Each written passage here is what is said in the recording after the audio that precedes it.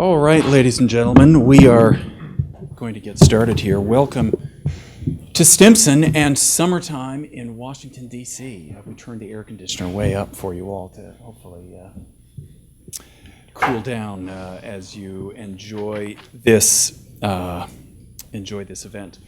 So last Friday afternoon, the administration released its long-anticipated data set on civilian casualties resulting from its drones program outside of Afghanistan, Syria, and Iraq. It was, I believe, an important step toward lifting the perceived veil of secrecy in many ways around that has shrouded the drones program. Stimson, along with many others in the human rights community, the legal community, former military officers, administration officials, and indeed the president himself have all called for enhanced transparency over this program in service of a wide spectrum, in fact, of both domestic and foreign policy objectives. And so this panel and this event today is really a reflection upon where we are and where we may go with respect to some of the findings that at least Rachel Stohl, who will lead this panel, has reflected upon, as you know, over the course of the past several years here at Stimson.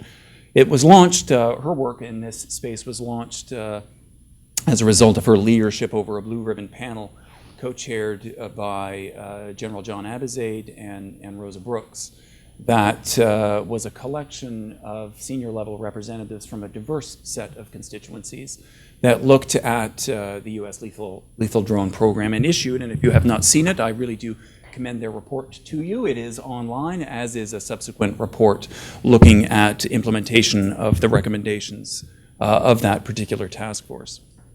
Transparency, of course, was a central element that the task force considered, and a number of their recommendations revolved around that theme. Today, Rachel Stohl, our superstar here at Stimson, Senior Associate and Director of much of our conventional defense work at Stimson, works tirelessly towards implementation of those findings and recommendations of the task force. And I am going to turn the dais over to her, but only after thanking our three speakers, Tom, Hina, and Scott, for not only joining us today, but joining us on such short notice to reflect upon the events of last Friday and the drone program more generally. And with that, Rachel Stohl. Thank you. Thank you, Brian. Thank you to all of you.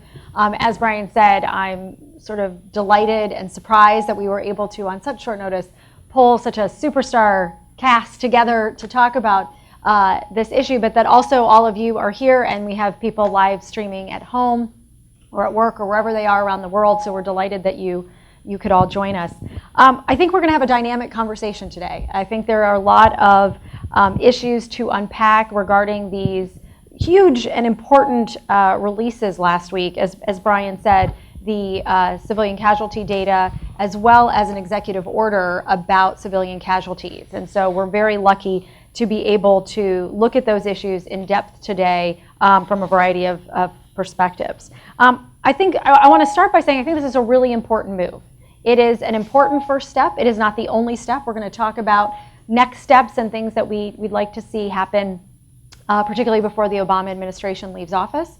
But certainly this is something to discuss and to take note of, and to demonstrate a commitment to greater transparency over a program that has often been criticized, not only domestically but internationally, for a lack of detail and specifics. So what I'd like to do today, because I'm sure that we have a lot of questions and issues that the audience would like to discuss, but what I'd like to do is really unpack the data set and the executive order and try and understand a little bit how they contribute to greater understanding of the U.S. drone program, how the administration views these releases, what the context of those are for the administration, and what they mean globally and domestically for transparency and accountability for the drone program. So as I said, I'm delighted that we can welcome our esteemed panel. We have with us Assistant Secretary of State Tom Malinowski, who many of you know from his time as the Washington Director for Human Rights Watch, but who now serves as Assistant Secretary of State for Democracy, Human Rights, and Labor. And we have Hina Shamsi, who came all the way down from New York on Eid to join us on short notice from the ACLU, and Scott Shane from the New York Times, who have both, I'm sure all of you are familiar with their work, but they have worked and covered U.S. policy and practice as it pertains to lethal drones. If you haven't read Scott's book, Objective Troy, I highly recommend that you do so. And there are detailed bios of our panelists on either side of the room if you'd like to read and learn more about them. But I want to get started right away, and so I'd like to invite Secretary Malinowski to provide us with some insight over the data release and the executive order and what they mean for greater transparency over the U.S. drone program. Great. Well, thank you, Rachel, and thanks to Stimson for not just this event, but the work you've been doing on these issues, which really has contributed to the development of policy on these issues and will continue to contribute because this is a work in progress.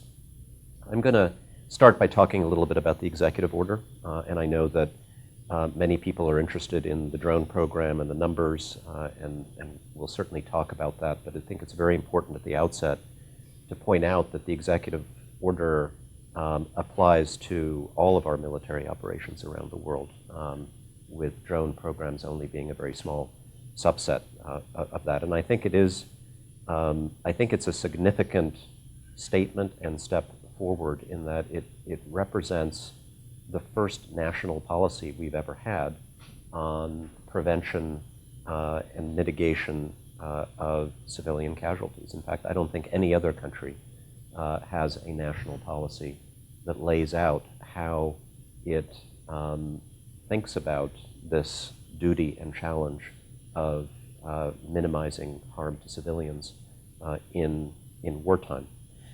For me, and I think for a lot of people who have worked on this issue, this discussion goes back to 2003 and the U.S. invasion of Iraq, a time when certainly the U.S. military was bound and felt itself to be bound by international humanitarian law.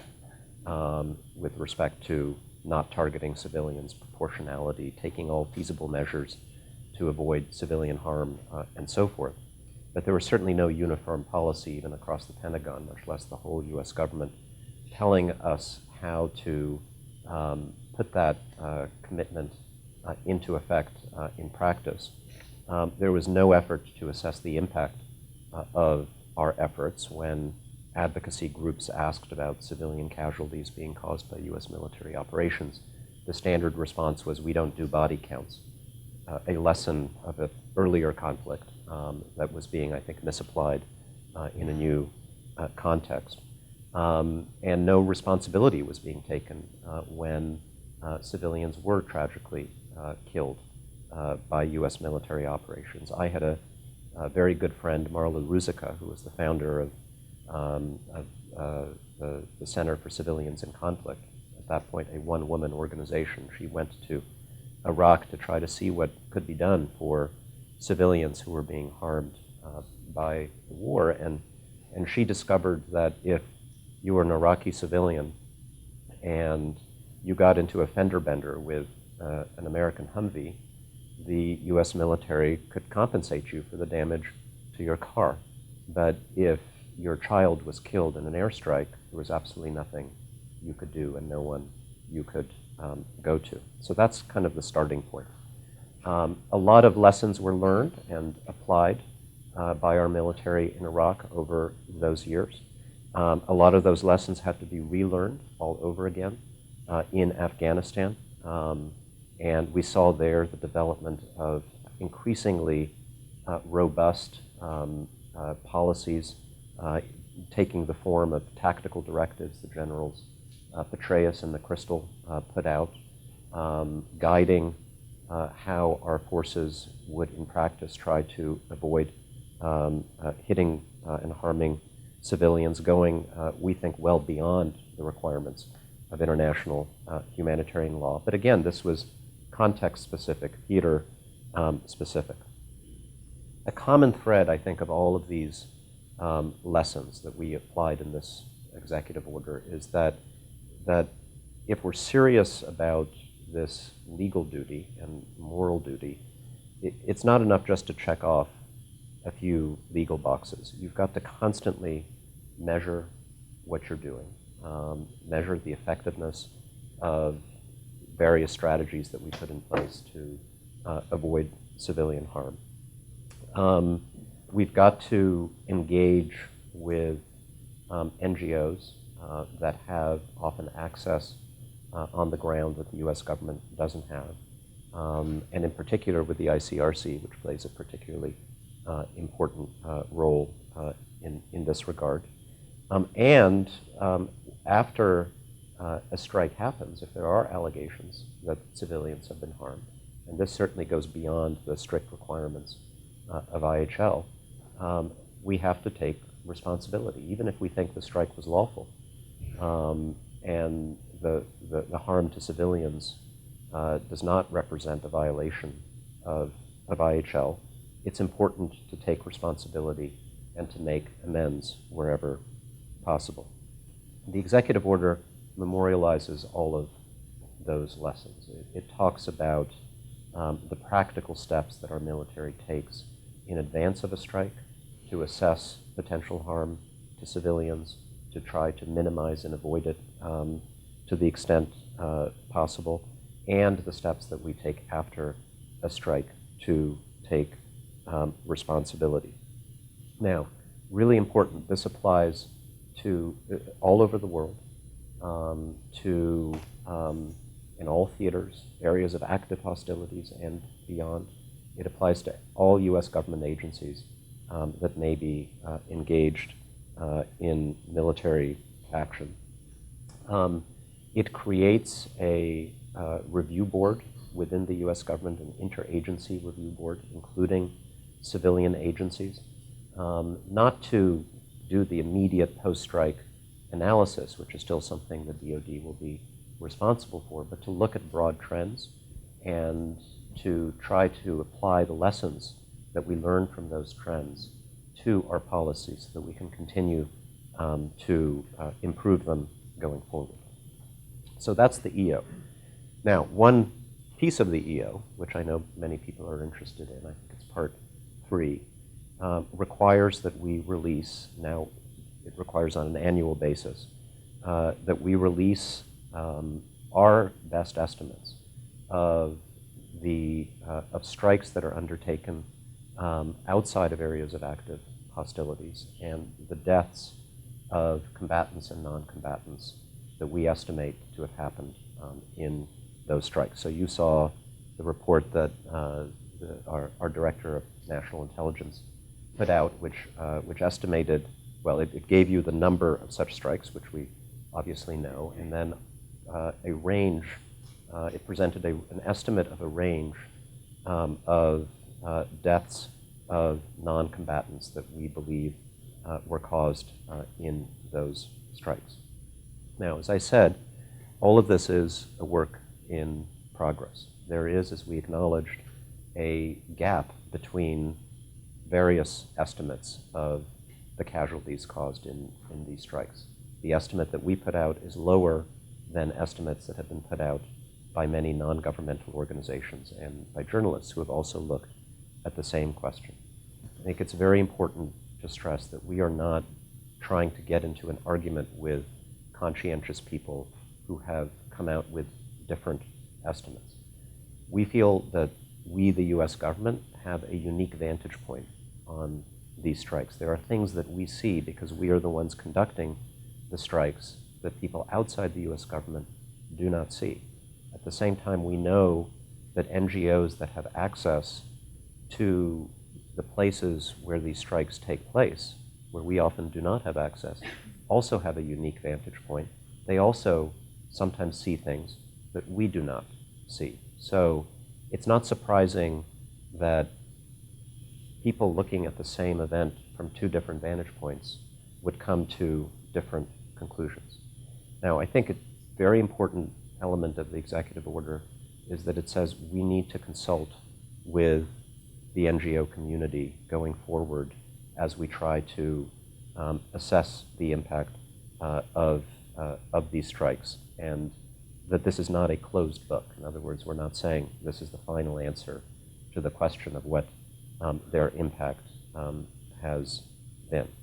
I think going forward, this is a step forward for transparency. I think there will be more steps forward. President Obama has said we want to see more and more strikes carried out by the Department of Defense. DoD has been, as many of you know, announcing its strikes, including in places like Libya and Somalia and Yemen. And the sort of enhanced engagement with NGOs around that is continuing. Just in the last couple of days, the White House did a call with some of the organizations that do aggregated estimates of civilian casualties to try to compare notes and see if we can align ourselves more closely going forward. So, step forward, not the final answer, and certainly something that we expect will be carried forward in any sane future American administration. Thank you. Thank you, Assistant Secretary Malinowski. I think, as you said, this is an important step forward. It's why we're meeting today to talk about these issues. And I want to give Hina a chance to sort of put these releases into context and what it does mean for the greater issue of transparency, given the work that you've done in arguing for transparency and promoting transparency over this program. And what perhaps are some of those future steps? What's needed in a future administration in the United States? So thank you and welcome. Thank you, Rachel, and thank you to Stimson. Thank you also, Tom, for laying out some of those thoughts, including especially that this is a step, it's not the last word. I'd like to touch upon some of the things that I think can be improved. And I thought I'd break my comments down into the transparency with respect to the statistics, the executive order, touch upon that a little bit, and its relationship to the presidential policy guidance, which I'm sure most of you know is the May 2013 document that is the so-called rule book for strikes outside of active hostilities, which I'll come back to, and which is, we hope, likely to be released in very soon in response to one of our Freedom of Information Act lawsuits at the ACLU. And then I'll come to briefly the next steps. Well, let me touch a little bit on what you said, Tom, about the executive order. Certainly a significant step forward, something that hadn't existed before. There are aspects of it that are very positive, such as, for example, that commitment to acknowledging strikes and condolences, including salacia payments. That is something that, you know, a number of groups and people on the ground who've been harmed have sought for a very long time. Other aspects of that order, I think, state what is sort of an understanding of common practice and best practice that should exist in the context of armed conflict. But what I want to focus on is where the areas are that are outside of active hostilities, which has been really a source of the greatest controversy when we talk about the drone program, although I will footnote right from the beginning, I sound like a lawyer, I'm footnoting, right from the beginning that when I'm talking about drone program, I don't want to be limited only to drones. We have long said that it doesn't matter whether it is a helicopter gunship or a poison-tipped umbrella.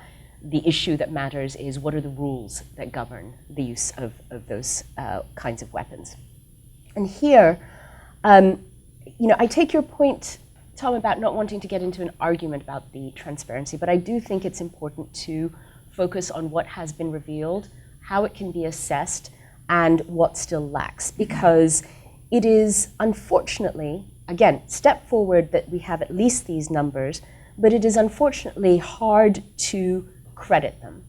Not just are they far lower than most independent assessments, but we don't have the information that would allow their credibility to be assessed. And so I think from the perspective probably of a government that is committed to the rule of law and transparency about some deeply controversial program domestically and around the world, it's important to have that context. So it is troubling, if not deeply problematic, that what we have in the DNI disclosure is an aggregate number from 2009 to the end of 2015, although ironically, President Obama commits his successors to providing greater transparency than has been provided at this point in the executive order with yearly numbers as opposed to aggregate ones. It's hard to see why those numbers couldn't have been broken down further, at least on an annualized basis, without a breakdown based on, and among the things that we've called for is identity, location, and the status of the individual, or the purported status of the individual. Without that breakdown, again, it's hard to assess what is otherwise presented, although again with welcome language that acknowledges the importance of on-the-ground reporting, that is nevertheless presented as, we have more information, we can't tell you that information, but trust us, here's what the number is. And I think more is required both for legitimacy and for credibility. I think also necessary would be release of investigations. It's now very, very clear that investigations are done pre and post-strike, or review pre-strike and investigations after. It's hard to understand why, when investigations of credibly alleged wrongful killings or mistakes are investigated and investigations released in the context of recognized armed conflicts, including in Afghanistan and elsewhere, why the same can't be true in the very controversial use of lethal force under law of war rules outside the context of internationally recognized armed conflict elsewhere. You know, I was looking at the reports and I was thinking back of just the years of work that we and other organizations, Human Rights Watch, Amnesty International, Reprieve, others have done with respect to documenting strikes and with respect to seeking information and including important work done by the media. And it struck me that one of the first strikes about which there had been significant controversy was in December 2009 in Al-Majala. This is not a drone strike, it was a cruise missile strike in Yemen. And that was allegedly against militants, but it turned out, based on credible reporting, that approximately 14 so-called militants had been killed, and approximately, and again this is based on outside reporting, 41 civilians, including 21 children and 9 women. If we credit only children and women, and I understand that that can be a problematic category, but just let's do that for now, then that's 30 people. And if the lowest number of estimates for non-combatant deaths is 64, you have less than half potentially attributable to Majala. So I'm using that as an example with estimated numbers to illustrate how little we actually know about specific strikes and what they did and did not do. One potential concern, more than a potential concern, I think is the definition of non-combatants used in the DNI disclosure. And that is, for those of you who have it with you, in footnote A of the document. And it's a little bit odd to start off with because it's circular. So non-combatants are people who aren't combatants. And so then you have to go back to who are the people who are combatants. And what it appears is that combatants, and I'm presuming this is in the context of a non-international armed conflict, stay with me here with just this, which would be against a non-state group, not an international armed conflict. But in that context, the rules under international law, assuming that we're in the laws of war context, the rules are very clear, that people who are civilians, right, not state armed forces, but civilians, may only be targeted if they are directly participating in hostilities. That is only one of the 3 criteria for what appears to be a combatant for DNI and government reporting purposes. And that's important because it looks like the people who are claimed to be combatants are far broader than that recognized by international law. But we're still left with questions. Is the administration equating civilian, a term of art under international law, with combatant, non-combatant? Why is it that the two other categories may be included here, one of which is based, it appears, on mere membership in a group, which is not what international law countenances, and one of which is also a far more nebulous category, unspecified, of persons who may be targetable in the exercise of national self-defense. Now, some of the answers to this may be found when the presidential policy guidance is released, but it is still problematic, to say the least, that this disclosure counts or appears to count as combatants to category, as I'm getting circularized now, appears to count as people who may be legitimately targeted to categories that are not recognized by international law. You know, a couple of concerns about the executive order, even as we can acknowledge it as a significant advance. One is that the sort of umbrella precatory language with respect to what is going to actually be done is really quite broad and would permit deviation. You know, it says essentially, depending on, you know, military obligations and consistent with the international law, well, you know, even if you don't have an issue with the administration's international law definitions, that is still a very, very broad category. The other concern is that the language that appears to talk about feasibility and precautions and so on is not as strong as it could be, and is not as strong as I believe the US has urged other countries to abide by in other contexts abroad, in terms of feasible precautions or all feasible precautions. You know, a commitment to trying to reduce harm as opposed to a commitment to minimizing and preventing. And language is important. Language matters. And I'll end on that particular point with saying that part of why language matters is when you're talking about law versus policy, right? Law, as announced, is an announcement of legal obligation by which any nation state, including especially the United States, purports to abide. Policy can be changed. A policy represented in the form of an executive order may raise political costs for the next president in terms of deviating from it or striking it down, whoever that next president may be.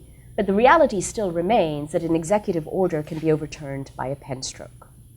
So it would have been helpful to have more recognition of legal obligations as opposed to mere policy ones. And then I come to next steps very quickly, Rachel, which is I think it's going to be so significant what is disclosed in the presidential policy guidance and the extent to which information that is critically important to assess the legality and the wisdom of this deeply controversial program, the extent to which that information will be disclosed or not. We and others have criticized the vague and elastic criteria used to determine who may be targeted, continuing imminent threat, feasibility of capture, where does this apply, how do you determine active zone of hostilities, and it will be significant that again, how much is disclosed, but also what will be significant is how much of it is couched as policy or law. And here's the thing that I will end with, which is the underlying concern with respect to the lethal force program outside of areas of recognized armed conflict and the extent to which the administration is entrenching a program using permissive law of war rules in areas in which the laws of war do not apply. And not only are the law of war rules being more permissively applied in areas in which they wouldn't apply, but the administration is also cherry-picking from different legal frameworks. Each of those frameworks has its own internal set of rules Many of them are aimed at preventing or minimizing civilian harm. But what appears to be happening, and as I read these documents, I see little difference, unfortunately, is that the administration is cherry-picking the most permissive aspects with respect to the use of lethal force and minimizing or not applying the most restrictive aspects which limit the use of lethal force and protect the right to life. Thank you, Hina. I think I was thinking as you were speaking about what the data don't tell us. So if we don't have, and this sort of, there's a transition here to Scott, is that if we don't have sort of this geographic breakdown, if we don't have an annual breakdown, if we don't have a clear methodology, it makes it really difficult to judge the effectiveness and efficacy of the program from a policy perspective, but also a legal perspective. And I was thinking, if we had that data, we could say, is there an upward trend in strikes that have civilian casualties or non-combatant casualties? Is there a downward trend? Was there a year where we had a peak and we fixed something that prevented those kinds of strikes from happening? It's difficult without sort of this fuller picture to have an independent analysis of the program sort of as a whole, but also in specific contexts. And it leads me to, Scott, that you've spent a significant amount of time looking at these strikes, researching some of them very much in depth. What are your views with regards to the release of the executive order and the data and how it fits in sort of your larger understanding from your reporting and research perspective? And what does it tell us about the program going forward? Thanks, Rachel. Thanks for having me on the panel. Especially glad that Tom is here because the government has been very stingy about putting people out there to talk about this program, and it's great to see that changing. And I have to say that as a reporter who's been covering this, there were some, even though there was a lot of criticism from NGOs, there was a lot of implied criticism from the press, but just the fact that the numbers are out there, and also that it was candid enough to acknowledge a range of guesses at civilian casualties, from 64 to 116. I mean, that was actually an act of great candor in a way, to say that the government itself has disagreements within and is not certain, in some cases, whether somebody who was killed was a civilian or not.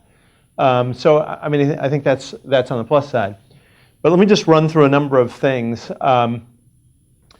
One is, there's just a story that relates to Al-Majala, this famous December 17th, 2009 cruise missile strike on Yemen. So it's atypical in the sense that it did not have any of the advantages of drones. It was just a bunch of missiles, that flew into an area with a lot of people. And as Hina said, at least 40, it's very, very well documented by name that 40 or so civilians were killed in that strike. What's interesting to me is, thanks to Bradley, now Chelsea Manning, we have the cable from reporting on General David Petraeus' visit to the president of Yemen 2 weeks later. I think it was January 4th, 2010, in which they discussed this very strike. And Ali Abdullah Saleh, the president of Yemen, says, great, we're doing great work together, but there is this question of civilian casualties. And General Petraeus says, well, actually, there was just, I believe, the wife and child of one Al-Qaeda guy who were killed. And he clearly believes there were only a couple of civilian casualties. And there's kind of confusion because Saleh's consulting his aides. But what is remarkable about that, given what Tom said about the greater capabilities of the American intelligence agencies to see these things and to try and figure out who you're killing, is that it certainly appears that a little more than 2 weeks after this strike, the general who was actually very involved in sending those missiles over there apparently was deeply misinformed about who had been killed. And so I don't know what the reason is behind that, but I think sometimes, apart from the capabilities of what you see, there's all the human factors of, if you're the person pushing the button or very much involved in making the decision, you don't necessarily want to send bad news up the chain of command. And I must say that in the years that I've been covering this, I have detected quite a number of cases of completely understandable wishful thinking on the part of the operators, that when they took a strike, they killed the people they intended to kill and nobody else. And in that same context, in the language that came out on Friday that defines combatant, there's something along the lines of people fulfilling the function of members of an armed force, of an organized army. And I have wondered about al-Majla because, see, this is the problem with releasing only aggregate numbers. We still don't actually know what the US government has concluded about al-Majla. And this was a bunch of Bedouins who were in that area who the al-Qaeda guys hired to do their laundry and cook for them and that sort of thing. And so they were in the area and they were killed in these strikes. Now, I can imagine that you could say that, armies have to do laundry, armies have to have cooks, and maybe count those folks as combatants other than the children. But I don't know that. I don't have any way of knowing that, and I've wondered about it, given the discrepancy between the official U.S. numbers that we have now and the numbers counted by other groups. A couple other points. One is I always try to resist the idea that is out there that drones are evil and a terrible thing. I mean, I think we have to acknowledge, that in the history of air power, there is real potential with drones to kill small numbers of people you really want to kill and not large numbers of people, because that's the only technology you have. And I think, people don't like this comparison, but if you go back to the firebombing of Dresden and Tokyo, and then you go back to when I was a teenager and we were bombing villages in Vietnam, and then you come up to the drones, I mean, there is a real possibility for an important change in the direction of sort of humanitarian progress in the drone. And I also think that drones sometimes get a bad rap, ironically, because if you kill 3 people and they're the wrong 3 people, that's a story. Whereas if you kill 1,000 people in a conventional war or in a saturation bombing situation, that's not a story in the sense of a compelling human story. And there's an example that always sticks in my mind, which was in Yemen. And we've written about this a number of occasions, but there was an anti-Al-Qaeda cleric in 2012 who gave a sermon against Al-Qaeda in Yemen, in Hadramaut. And he got word through the grapevine that some Al-Qaeda guys wanted to talk to him about his sermon. And they said, we're not going to hurt you. We just want to talk over these issues. And he was a little nervous, but his nephew, the police officer, agreed to come along. So the 2 of them met 3 Al-Qaeda guys, and they were all standing outside, and hellfires came down from the sky and killed all 5 of them. The first time we wrote about that, I got a call from somebody at the Pentagon. And it was one of these curious calls where they were fishing for our source of information. And I got the distinct impression, although the person wouldn't say, that they had that strike recorded as 5 Al-Qaeda killed, which is completely understandable. There are 3 known Al-Qaeda. They're meeting with 2 military-age males in the absence of additional information about the 2 guys. How would they know that they were an anti-Al-Qaeda cleric and a cop? So that's an example of how these things become stories, very compelling stories, that I think darken the reputation of the drone. That case, of course, also tells you how hard it is to know who you're killing on the ground thousands of miles from where the operator is. Just to broaden this, I just wanted to broaden the discussion a little bit beyond the technicalities of numbers and how you count, and the legal issues, which I'm not even qualified to comment on, and just talk about something that has really impressed me in the last couple of years, maybe in part writing this book about Anwar al-Awlaki and looking at his contribution to this conflict. I think there's a basic contradiction between the fact that on the one hand we're engaged in an ideological conflict with a certain strain of Islam, you could say, I suppose. And it stretches back certainly to 9/11 and before. And the kind of core recruiting pitch for Al-Qaeda, and now ISIS, but especially Al-Qaeda, has always been, this is a defensive jihad. And for all Muslims, you have an obligation to defend the Ummah, to defend your fellow Muslims from the attacks of the United States. That is the core recruiting pitch, and the US is at war with Islam. If you think back to the 90s when Osama bin Laden first said the US is at war with Islam, it seemed like a kind of lunatic notion. Then came 9/11, we invaded Afghanistan, we invaded Iraq, and then we started killing people with drones in a number of other predominantly Muslim countries. It seems to me that that recruiting pitch of the US is killing Muslims, while it may be a gross oversimplification and distortion, it's also true in a literal sense, and it makes, I think, young people who are being targeted by Al-Qaeda and ISIS more susceptible to that recruiting pitch. So we have responded to a sort of ideological onslaught with hard power, with basically killing people, trying to kill people, I mean, Obama, by comparison with Bush, Obama said, he didn't want the big dumb wars in Iraq and Afghanistan, and he liked the drone because it could be more selective and precise. But it's still sort of playing into the hands of the adversary in terms of this ideological conflict. No matter how precise these drone strikes are. And the final point I'll make is sort of related to that, and that is, in writing this book on Anwar al-Awlaki, this sort of brought home, maybe it is a special case, but it's sort of an extraordinary case. Anwar al-Awlaki, starting at the end of 2009, when he helped send the underwear bomber over to try to blow up that plane over Detroit, and after that, he was seen by many people in Washington as the most dangerous single individual in this conflict to the United States. And it took them, he was put on the kill list. It took them about 18 months to find him. They finally killed him at the end of September 2011.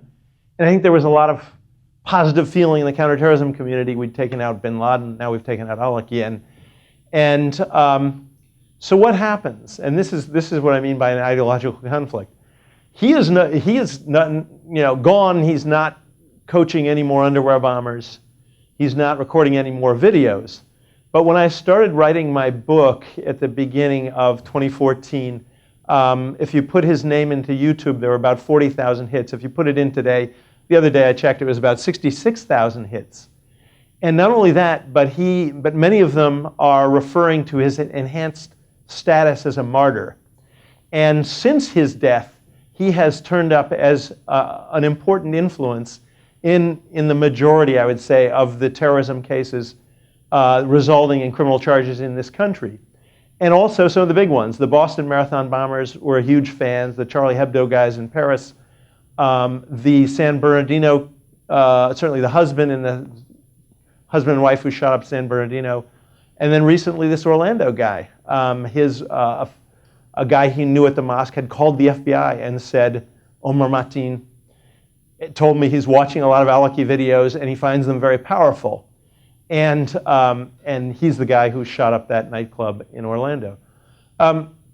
So again, that's like the ultimate example of taking out a guy, eliminating a guy entirely. And yet his ideological influence and his contribution to the enemy that the United States confronts is, the effect on that has been totally the other way. So with that, I'll shut up. Okay. Thank you, Scott. I want to draw on something that you said because I think it's really important. It's certainly something that has guided the work that I've done over the past several years. And that is, drones are not the strategy themselves. They are hopefully a tactic that is used to achieve a larger strategy. And I think the releases of this information in the executive order are important in that they could allow us to better understand the context in which drone strikes and other strikes against civilians are used. It allows us to engage and undertake in an independent analysis of the efficacy and effectiveness of the tactic to achieve a larger strategy. And hopefully it allows for a cost-benefit analysis within the US government to address some of the concerns that you just raised in terms of, is this accomplishing our strategic goals? Are we creating more terrorists than we take out? What is the sort of long-term effect? We have a lot of data, presumably now, just since 2009, that would allow us to undertake that kind of examination independently, but also within the government, and also allows us, hopefully from a government perspective, to engage with our allies in terms of what are some of the lessons learned that we've had over the past 8 years of this program, what are some good practice that we should incorporate into our militaries, into our operations, to ensure that, as Tom said, this is a unique, it's the first time we've had this national policy. How do we ensure that we're not targeting civilians or non-combatants? And if we do, what is the best practice to provide condolence payments, et cetera? So I think there's a lot of good that can come from that. And then, as I said at the very beginning, I think this is a really important first step. And I'm delighted to hear from Secretary Malinowski that this is not the end step. It's a long journey. It's going to take a long time to get there. I want to mention 2 steps that I would like to see happen sort of in the last few months of the administration, in addition to those that have already been mentioned. We have, as Brian said at the very beginning, the Stimson Task Force in 2014 released a whole list of 8 recommendations, which within them had sub-recommendations. They're all still very relevant. We did a report card in February that graded progress on meeting those recommendations. And so just 2 I want to highlight on topic today with regards to transparency, and one that Hina mentioned, as well as this PPG, this policy guidance, when it is released, that hopefully it's in a much less redacted form than we have seen previously, and allows us to make some of those evaluations that I mentioned previously as being really important. And I think it needs to have sort of the domestic and international legal frameworks under which the US is operating. Because I think countries are looking at the United States as a precedent setter, whether it's an intentional precedent or an accidental precedent. The decisions and the policies and the strikes the US is undertaking now is influencing how this particular technology, but also other platforms, are being used in not only areas outside of active hostilities, but within active hostilities as well. And I think it's important to provide those legal memos and sort of the whole basis for what the decision-making process would be.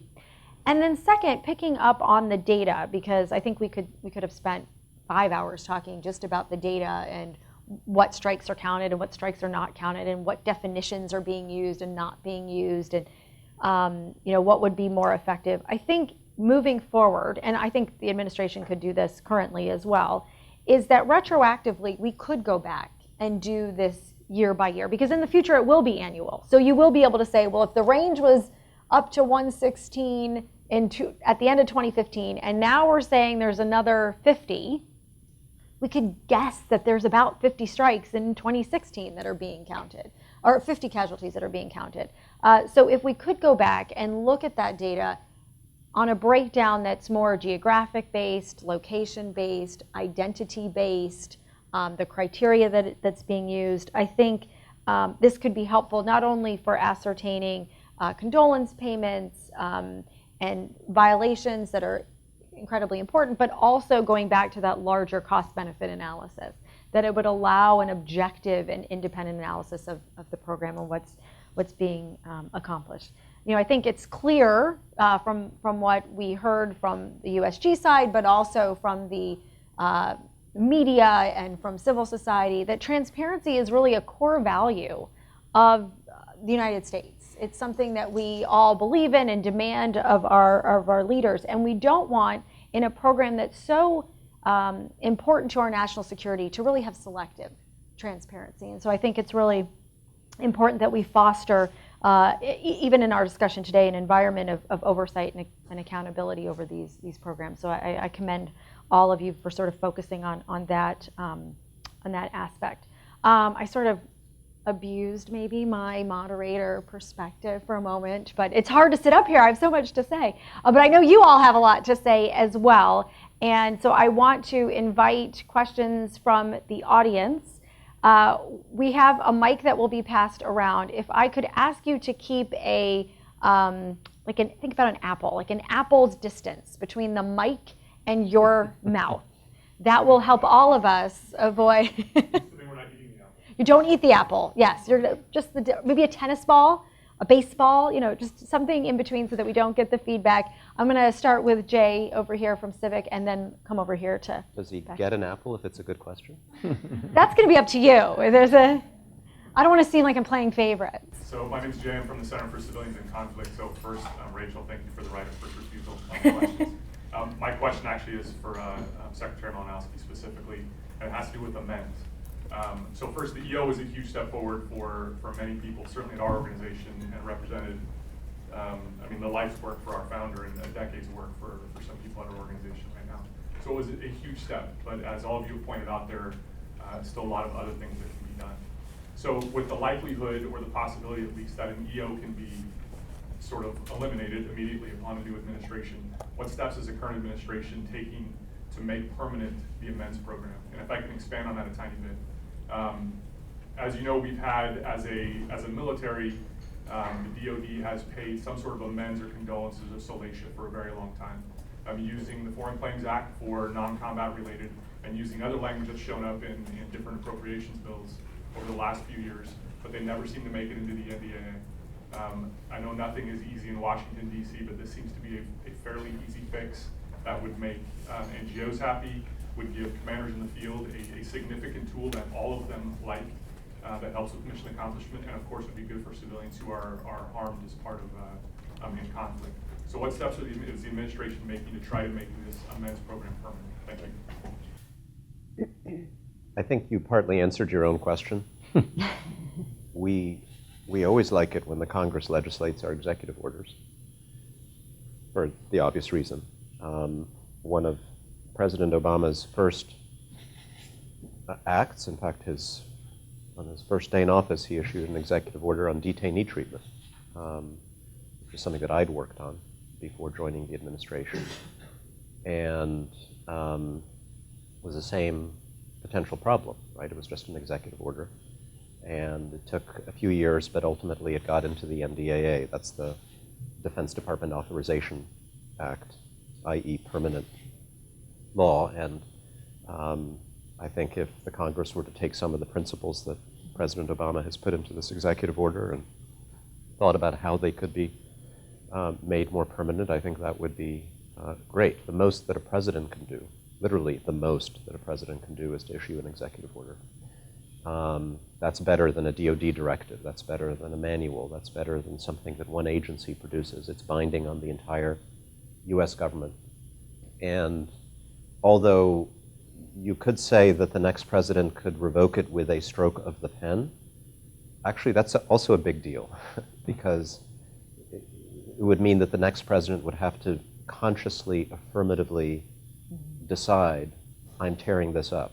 This is no longer the policy of the United States. And of course, the next president could technically do that, but would, I think, be subject to a tremendous amount of criticism from civil society and the media, members of Congress, and I would add within the US military, because everything in that executive order reflects lessons that our own military has learned and reforms that it has put into place, albeit sometimes on a piecemeal basis, over the last 10 or 15 years. So I imagine that the military's advice to the next president will be very, very strong. Keep this in place. If anything, let's think about how to continue to improve it. Thanks. I'm going to move over, to this side. If you could also identify yourself before asking your question, that'd be great. Thank you very much, Patrick Tucker with Defense One. So for Tom, as a member of the media, we were all very anxious and awaiting with great anticipation the release of this report, and we're all still really hoping that there's more that's going to come out that lets us do more reporting, which is a thing we like to do. So I wonder if you could help us first understand, number one, why was the decision made to release it now? somebody asked me, and I said sort of cynically, well, by releasing this EO along with this report, then the Obama administration doesn't actually have to kind of live by the EO. They get to have their cake and eat it too. They can come out with a big statement about the way the next administration has to conduct transparency efforts, but they themselves just to get to shove everything in this like 2009 to 2015 bracket. So can you tell us why they decided to release this right now? And the second question is, can you give us a sense of what the conversation was like within the government about the release of these numbers? Were there some folks pushing to release a little bit more? What sort of Chatham House rules? What did Chatham House World live stream. We're not under Chatham House rules, but everybody, all the things that you were part of, maybe characterize the discussion within Nice the try. administration. Were there some people that wanted to release a little bit more? Were there some people that wanted more to be included? And where did those requests go? Yeah. Thanks.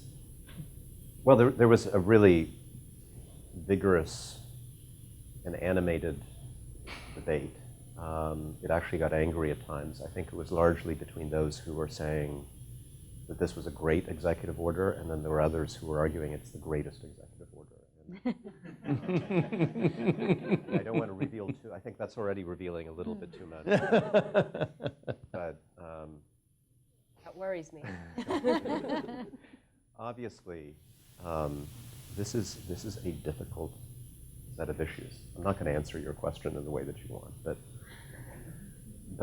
this is, as I think you can gather just by listening to the different perspectives up on the stage, there are some hard issues that are being weighed here.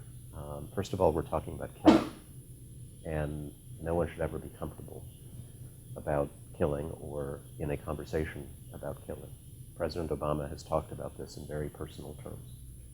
And at the heart of this effort is a belief that we need to take responsibility for what we're doing, and we need to be more transparent than we have been in the past, and that commitment to, that progress towards transparency needs to keep happening. Now, how you do that, any group of intelligent conscientious people are going to have, I think, an extended and serious conversation about the details. So we did it when we were ready to go. Doing it today is better than doing it tomorrow, better than doing it next year. I'm sure a lot of people would have wanted us to do this sooner. We did it as soon as we were ready to come out with something that everybody could stand by. Rachel, could I add one little footnote? Within this administration, the pendulum on transparency has swung wildly on this subject. And in 2011, I wrote the first big story that I'd written on civilian casualties and drone strikes. And I was able to get someone I was only allowed to identify as a US official to go over specific strikes, I think about 10 of them. I sent this person who had access to all the US information on these strikes, all of which at that point were in I believe all the ones that I was looking at were in Pakistan. And I said, here's the stuff that's being put out by NGOs and from press reports in Pakistan and so on each of these strikes. What do you have? And I actually got back on background the US view of each of these strikes. And it was very revealing in some instances because some were just, we think the three guys in the pickup trucks were all Al-Qaeda. Somebody else said, no, two of those guys were civilians. But a couple of them were just completely from different planets. One was, as I recall, hitting a restaurant. That was the press reports. And the US government point of view was hitting a vehicle. So, but anyway, it was possible to get that level of detail in 2011. Then there were some personnel changes, and today, if you try to get that level of detail on a strike, you will get nothing. And so, it's just sort of swung back and forth. And I remember quoting someone, possibly in that very story, Christine Fair, expert on Pakistan, as saying that the U.S. ought to post the video of the strike after each strike with an explanation of here's why we took this strike, and view the video if you want. we're a long ways from that 5 years later. Actually, could I comment on that? Because Yeah. I actually think that's progress, that you're not getting those answers. One of the key insights that was embedded in, I think, General McChrystal's first tactical directive in Afghanistan is that when a strike happens and there's controversy over what exactly happened, which is very typical in any fog of war situation, one of the most important rules is do not try to go out and say what you think happened until there's been an investigation, you're absolutely certain, because whatever you think the day after is likely to be wrong. And so I think it's actually a good thing that we're not sort of immediately coming out with, oh, you know, what that NGO said was wrong. We actually think the 3 guys we killed were Al-Qaeda guys. We actually want people to say, I can't answer that question, and wait for the unfortunately very painstaking, frustratingly long process that you have to go through to really try to figure out what happened. So like right now, we're trying to do that with respect to strikes that are being conducted in Iraq and Syria. And interestingly, my office at the State Department, which you might not think would be involved in such thing, is actually playing a key role in trying to gather the first-hand accounts from folks on the ground, particularly in Syria, NGOs that we work with on a lot of other issues, making an initial assessment of credibility, passing it on to DoD, which then feeds that into ongoing investigations of these strikes. And on one level, it's intensely frustrating because it can take months and months for that process to reach any sort of conclusion. And even when you reach a conclusion, there's still a degree of uncertainty. Very important lessons come from going through that and seeing how much uncertainty there can still be at the end of the process. So the last thing I want is somebody saying to you 2 weeks or 3 weeks after a strike, here's what we think did and didn't happen and why those people are wrong. So, well, just to be clear, in 2011, the strikes that we were writing about had taken place in most cases years before. Yep. So there might have been a couple in a few months before, but a long time had happened. And over the weekend, I was trying to get some U.S. officials to just give me clarity on Al-Majala, the big strike in Yemen in December of 2009, and another sort of infamous strike or famous strike in March of 2011 in Dadakhel in Pakistan, because those are large numbers and would help understand the 64 to 116. And I could not get any, the current policy of the administration appears to be no information on the results of any particular strike. That's what I was told it was, no matter how long ago it appeared. So you guys may have, a very, a very sort of reasonable perspective on strikes that have been very well studied, but I can't find it out anymore. And let me just touch on that a little bit, because we've had an outstanding Freedom of Information Act request on Al-Majala for a number of years now, to which we've gotten virtually no response.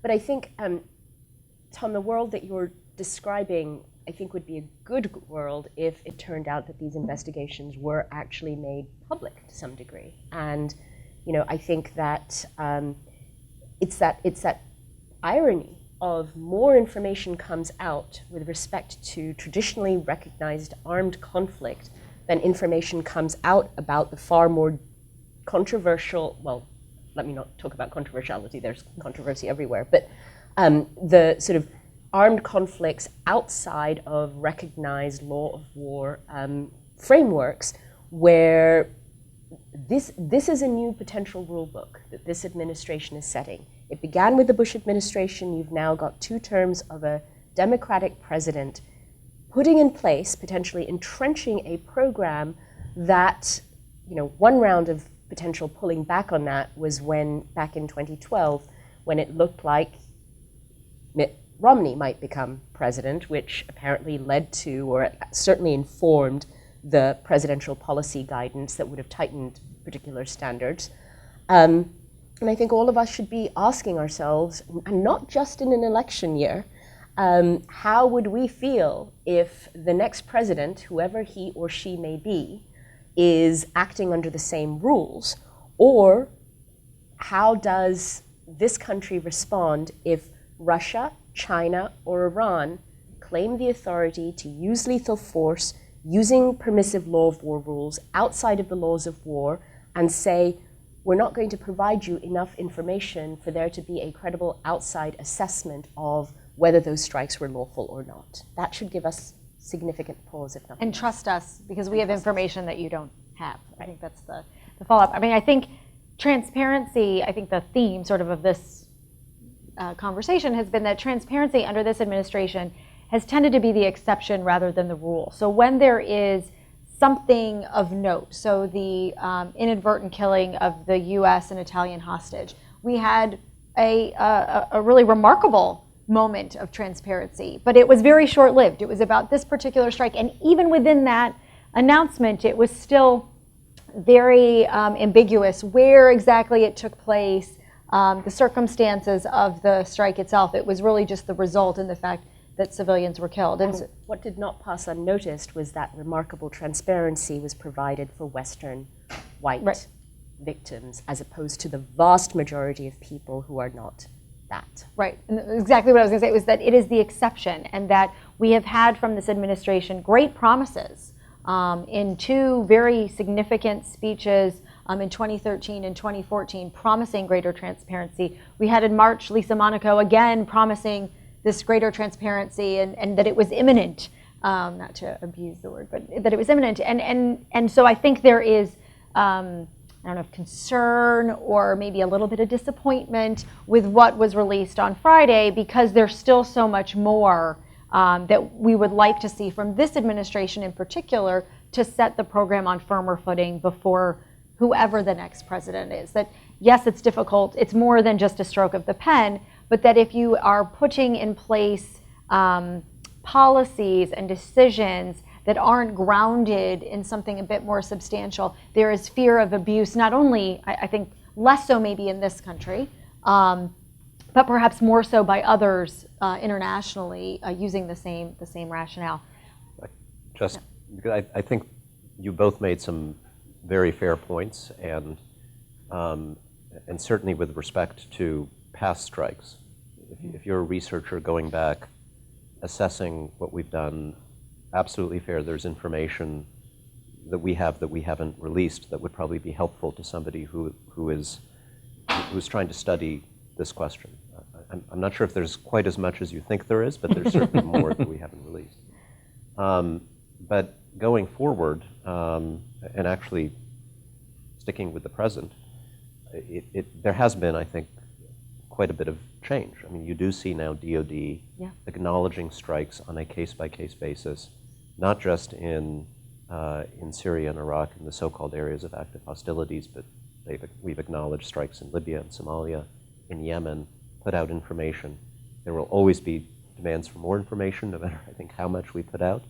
But it's certainly a very different circumstance than even 2 or 3 years ago when that was not being released. So I think the president's focus is on trying to gradually improve transparency going forward. I think there will still likely be frustration looking back at the record of the last 6 or 7 years.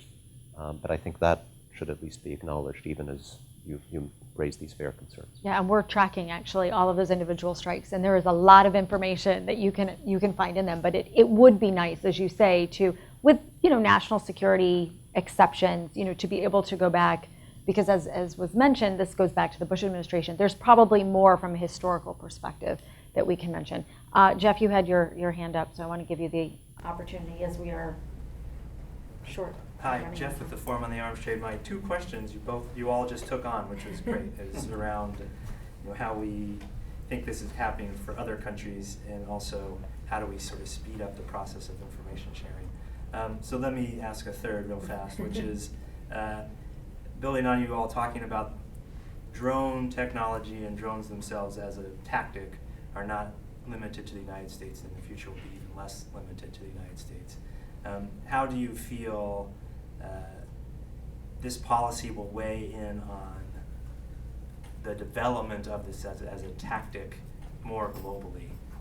You mentioned how we're not even advocating what for ourselves, what we are for others. So I'm sort of looking more international. Where do you think this plays?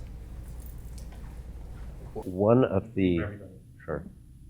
For us, one reason we put out the executive order is so that we have something to show and tell in our conversations with foreign partners.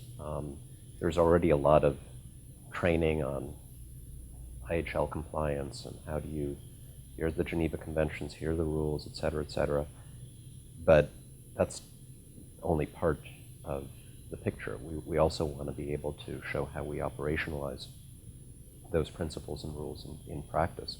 And so, I'm not just talking about drones here, but the whole executive order, which lays out the best practices both before and after a strike, is something that we put into this one national policy, in part so that we could go and show other countries, this is how we are thinking about this, and how we think you ought to think about it as well. I've often had conversations with foreign partners where I kind of wish I had something to back up the story that I'm telling about what our policies and practices are. In terms of the issue of targeted killings, it's not, I think as you mentioned, Hina, it's not the drone, it's the practice that we need to be very serious about, because the practice is something that other countries have engaged in the past and could engage in the future. And we all know that the United States is the standard setter.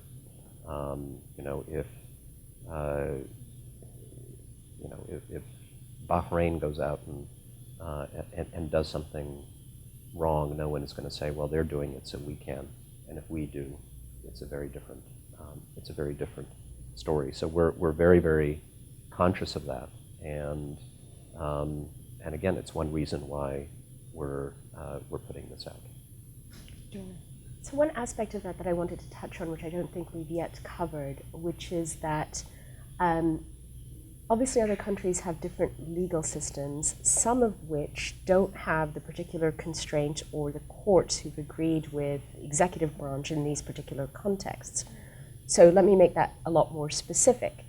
The Obama administration has taken the position that this policy, use of lethal force outside war zones, is not subject to judicial review, or shouldn't be subject to judicial review. That's not necessarily going to be the case in other countries. And so there may be, in fact, to the extent that that may be exported abroad, there may be judicial review of other countries' policies following ours, or other countries' cooperation with us as this program goes forward. But I think it's really important to touch upon why, in part, this transparency right now still isn't important enough, given that so far the judicial branch has accepted the Obama administration's view in particular cases brought specifically by US citizens, but also non-citizens going forward, that branch has no role to play. That may change over time, but as we saw, I think, from the context of the torture debate, and I understand there are important differences between the two issues, but in that context also, the government took the view that, especially in the Bush administration, it's changing now, that these kinds of decisions and policies were not going to be subject to judicial review. The courts kicked them out on judicial and immunity grounds. But things shift, right? Cases are still going forward abroad. So I think it is the flip side, which is our three branches are not engaged in this deeply controversial policy as they should be. That may not be true of other countries abroad. We have time, I think, for one last question, so I'll go here in the front. Milton Honig. Scott moved attention from civilian casualties just slightly to high-value targets, and other people essentially brought this in. I've read that the target list for high-value targets is made up in the White House without any oversight from elsewhere. Is that correct? And what doesn't this, taking the Al-Awlaki case, certainly is questionable whether that was a good idea to target him. And the target list for other high-level targets should have some oversight elsewhere in the government, perhaps in Congress. What do you think of that? Well, the process of designating, an individual as a high-value target who, for kill or capture, is still a little bit of a black box. We've done a bunch of reporting, but also I think the process has changed, is my understanding. And there's a CIA process and a JSOC, a military process. They're somewhat different, or at least used to be somewhat different. At least in 2012, we learned the most about the military process, and that was not at all made up in the White House. The White House is sort of the final stamp of approval, but it basically kind of boils up from the agencies where there's what they call a nomination of someone as a dangerous character who should be targeted for kill or capture. And then that is kind of kicked around, and there was a process, at least at that time, in which an agency could actually object and say, look, we don't, our information is that this guy is not who you think, it's a guy with the same name or whatever it is. And eventually a recommendation comes to the White House from that process. And if it's important enough, in some cases it would go all the way to the president. And in the case of a U.S. citizen, or certainly in the case of Anwar al-Awlaki, it went to the OLC, to the Office of Legal Counsel at Justice, for a legal review as well. So I don't think it's fair to say that people just sit down in the White House, or Obama sits down in the White House and puts people on the list. It is, it's very much intelligence driven, to get folks on the list. But I should also say that most of the people, I think it's pretty obvious, it's pretty fair to say that most of the people who we have killed in this program have not been named people on a list. They've been either killed because they were with someone who was on a list, or because they were killed in so-called signature strikes, where based on what we saw of someone, what the U.S. saw of someone, it looked like those people could be legally killed, posed a threat, and should be the target of a strike. A number of the other memos are still being kept. They're subject to Freedom of Information Act litigation. They haven't been disclosed. But my understanding from government filings in our Freedom of Information Act case is that the presidential policy guidance includes not just the substance, but also the procedures for determination. So we'll see how much of that gets disclosed as well. Well, I want to give each of our panelists the opportunity for a final thought, something that they want to expand on a little bit further, or a point they didn't have the opportunity to make, or just a final word on drone transparency before we end today. So I'll start with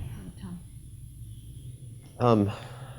Well, let's see. There were maybe a couple of other issues that came up that were important that maybe I should touch on. The question of who do we define as a combatant, and the cooks and the laundry workers and all of that stuff. We're obviously not going to have time to delve into the complicated legal questions, but I can certainly tell you that for the purposes of making these estimates, if all we knew about someone when we went back to look was that that person was a cook, or if all we knew was that that person was a military-aged male, that person is going on the casualty list that we put out within that range up to 118. So those are not people who, under the definitions we are using, would qualify as a combatant who should be targeted, can be targeted. Those are people who actually would fall within the range that we estimated for non-combatant deaths. I think you were very right to point to the significance of the range, reflecting uncertainty. It is both a fact and a deliberate message that we wanted to share with people. This is not a science. When I was with Human Rights Watch and my organization was conducting these kinds of investigations in the field, we were very, very wary of putting out numbers, casualty estimates. because we understood that it is very, very difficult, even when you have the access to the site of an airstrike or a missile strike, even when you can interview eyewitnesses and then go to the government officials and get their side of the story. It is very difficult to do, especially to assess total casualties in a particular area or region or country over a larger period of time. And so what the NGO that I worked with tried to do was to say, with some humility, here's what we think we can confirm using our methodology. In these 5 places that we studied, we think maybe between 20 or 30 people were killed, or whatever the assessment was. In effect, that is what we have done. What we have done is to say, based on our methodology, based on our vantage point, which we recognize is not the only possible vantage point on these events, here's what we think we know. And we're not suggesting that this is all that is knowable about these situations. And I think most of the folks doing these assessments independently in the field would acknowledge the same thing about their assessments.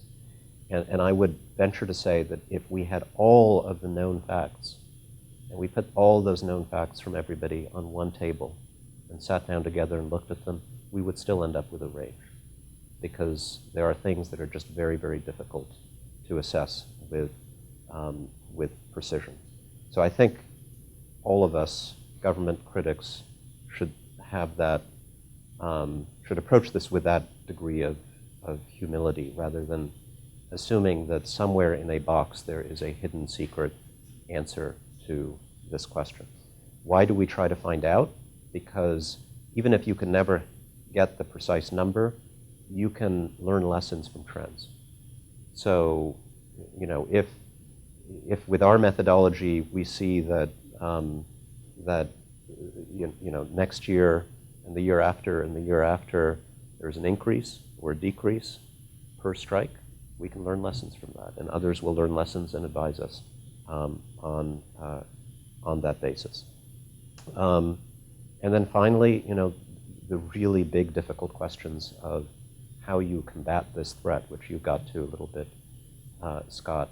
Also, we do not think that any of the things that we released or said in the last week answer those questions. They were not meant to answer those questions.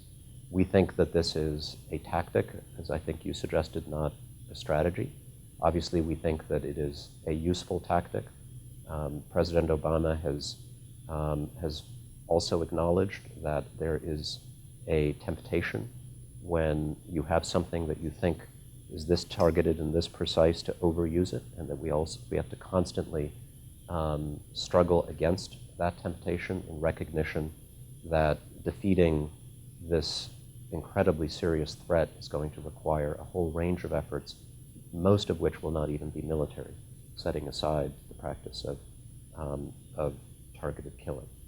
And here we are, you know, having, I think, made considerable progress in dealing with Al-Qaeda, in part through this tactic, facing a whole new manifestation of the threat in Iraq and Syria, which we are still, although we've made progress, far from eliminating. So we recognize that this is certainly far from the only answer. Thanks. Yeah, do you have any? Just a couple. I'm going to start by commending you for your humility, Tom. It's rare enough in New York, where I come from. I hear it might not be a sort of prevailing trait in DC either. But I think We're that... working on it. We thought of putting that in the executive order, but not sure. And I also take your point about ranges, but I think far more is required when the government is carrying out this policy in areas outside of traditional recognized armed conflict. You know that we disagree with the legal framework that is being used, the law of war framework, as opposed to the human rights framework that we, and I think virtually the rest of the world, think actually applies. So when we're moving further and further away, as this government continues to be doing, as this administration continues to be doing, far more needs to be done, not just with respect to the transparency, but also with respect to accountability. and thinking about moving back from what we actually haven't touched enough on, although I should have pressed on this a little bit more and tried to do this, which is not necessarily the Bush administration's global war on terror, but something that has more legal language around it, but in practice looks very little different with respect to the ramifications of borderless conflict without geographical or temporal limitations. And I think that is the greater danger of this program and how it is being perpetuated. The second thing that I think is important is something I read in the Washington Post. So, which, you know, something along the lines of talking about how President Obama didn't want to expand his footprint in various, you know, the government's footprints in various armed conflicts, and so drones, the use of remotely piloted aircraft, the use of strikes are the other alternative. Maybe that's related to precision. And the article ended with the fact that, or the assertion that this has rendered America's wars invisible to Americans. And I think that is a very dangerous proposition for any kind of democracy, because the costs of what's happening are actually continuing to be borne strategically and otherwise. There are any number of reasons that Congress has turned into a failure on this. More can be done in other ways. But going down this path is really goes to the fundamentals of rule of law and abiding by this rule of law. And whatever may be invisible to Americans, and I'm not sure it's that invisible, it is not invisible in the countries in which we carry out these strikes, or the people who are impacted by them. Thank you. Scott, any last? I'll just mention something that got squeezed out of a story I wrote in Monday's paper and really made an impression on me. And it was from a call I made to Akbar Ahmed, who's chair of Islamic Studies at American University and former Pakistani diplomat, who wrote a very provocative and interesting book called The Thistle and the Drone, something like how the American war on terror became a war on tribal Islam. But he made a point to me on Sunday when I was speaking to him, which has kind of stayed with me, which is, you know, these are, in many places, the places where we're carrying out, in many instances, the places where we're carrying out drone strikes. It's not sort of a peaceful place where we're plinking one or two terrorists. They're very violent places already. So we're talking about places where a lot of bombs are going off, a lot of people are shooting each other, and there are drone strikes. And so he said that the drone strikes have sort of become just added to the sort of total volume of violence in these societies, and that they tend to be extremely young societies, and that there are a ton of kids growing up surrounded by this violence who will come of age, and some of them will want to, you know, lash out at somebody, you know, whether it's America or the government or the tribe or their neighbor, and that he was very worried about that as someone who once was himself had a sort of role as a local official in the tribal area of Pakistan. That really struck with me, and it contributed to something that is just an observation that I'll leave you with, which is, you know, my coverage of the drones, our coverage of drones, you know, gets you into the body count mentality. You know, did we kill more or fewer people? Were they civilians or were they combatants? But I think it's one of the things that really has struck me is that the U.S. is almost certainly much safer than on 9/11 from a large terrorist attack on the scale of 9/11. But I suspect most experts would say there are more people in the world today who believe that the U.S. is at war with Islam and that violence is justified in response by others, if not by themselves, than in 2001. And so in a weird way, we've sort of, you know, eliminated some enemies, but we've grown the enemy. And so, to a considerable degree, that's partly because of what we've done since then. And that's the way terrorism works, is, you know, it sort of feeds off the response of the target. So that's a worrisome note that I will leave you with. Could I ask, have you seen data which backs that up? Because I've actually seen data that would suggest that the opposite is true. Well, you know, I've been wanting to write about that, So and much actually of this is anecdotal. I know. Like, I don't know proposed what it the as answer a is. 9/11 anniversary story, so maybe I'll actually do some research and try and write I about think it. we have to be. I'll call you. A lot of us, we base our assessments on anecdotal Yes. evidence, and I do it too. We're totally guilty. Yep. But there's actually very little data often to back up assertions on both sides of this. I mean, there are people who absolutely assert drone strikes have made things worse in that respect. Then you hear anecdotal evidence. You mentioned Christy Fair as an expert, who actually is a passionate believer in this tactic, maybe even more so than some people in the U.S. government. Yep. And I think we have to be very careful. No. Sounds like more Well data said. that could be released. Yeah. I was just about to say, it sounds, people who know me know that I like Public to. opinion data. You don't want us to be the source of that. Good, glad to have that clarity. I like to end my events on time, and I have gone over, but I think it's for a good cause.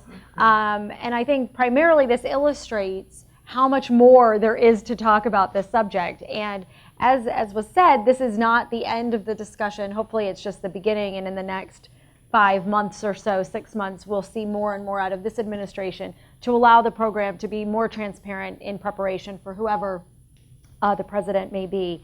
And I do want to thank our panelists on very short notice for committing themselves to this topic, for their scholarship of this topic, and particularly, as was mentioned, the U.S. government has been has used its words to be transparent, but I was glad to see someone here to represent some of the views of the administration in person and to engage in a very candid and open conversation. So I do want to thank you, Tom, for doing that.